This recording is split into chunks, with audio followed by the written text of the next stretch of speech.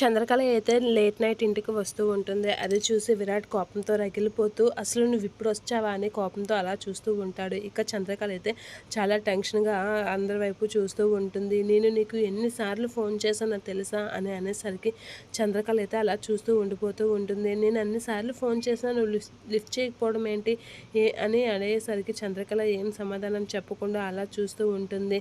అయినా తను సొంతంగా బిజినెస్ చేయడం ఏంటి అని చెప్పేసి అంత అవసరమా తను సొంతంగా బిజినెస్ చేయడం, వేరే బిజినెస్ చేయడం అంత అవసరమా విరాట్ అని చెప్పేసి శ్యామల అయితే విరాట్‌తో అనేసరికి, అదేంటండి నేను బిజినెస్ చేస్తాను అంటే మీరే మెచ్చుకున్నారు కదా!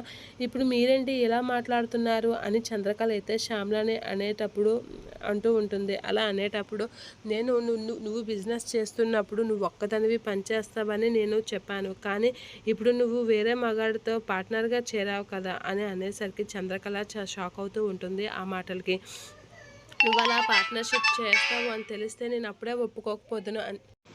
అదేంటిదండి అలా మాట్లాడుతున్నారు అని అనేసరికి, నేను అక్కడ ఏ తప్పు చేయడం లేదు, పని చేస్తున్నాను అని చెప్పేసి చంద్రకళ అనేసరికి, అక్కడ నువ్వు పని చేస్తే మరి మీ మామయ్య గారిని ఎవరు చూసుకుంటారు అని శ్యామల అంటూ ఉంటుంది. ఇక విరాట్ అయితే షాక్ అవుతూ ఉంటాడు. మీ మామయ్య గారిని చూసుకునే బాధ్యత నీదే అని చెప్పావు కదా, మరి చూసుకోవడం అంటే ఇదేనా అని చెప్పేసి శ్యామల అయితే అంటూ ఉంటుంది. నువ్వు బయటికి పనికి వ్యాపారాలు చేసుకుంటాను అంటే అప్పుడే మేము ఇంట్లో నుంచి వెళ్ళిపోమన్నప్పుడే వెళ్ళిపోవాల్సింది కదా అని శ్యామల అనేసరికి ఇక అలా చూస్తూ ఉండిపోతూ ఉంటుంది షాక్ అయ్యి చంద్రకళ.